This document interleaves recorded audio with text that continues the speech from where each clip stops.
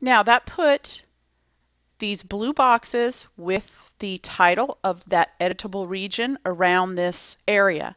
And that makes just these areas editable on the other pages, like Austin, all the city pages. Okay?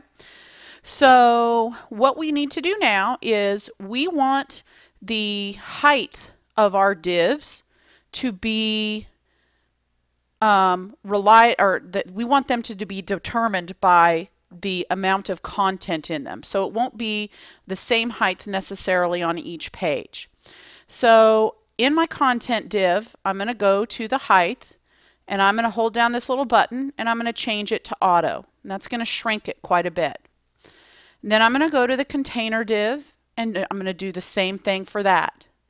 Now, when the container div shrinks, notice that it goes just up above where the content div is.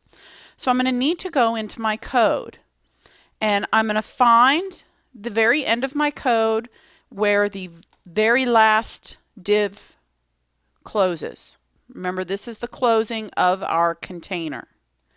So I'm going to go in front of that and hit enter or return, and I'm going to put in a line break tag. Now I want you to notice first that a line break tag in Dreamweaver adds this slash to the end. That's okay, you can leave it there. But now when I click back in my code, now you'll notice that that gives it the right amount of space for the container. So I'm going to hit Command S to save it. And at this point, the basic layout of your website is done.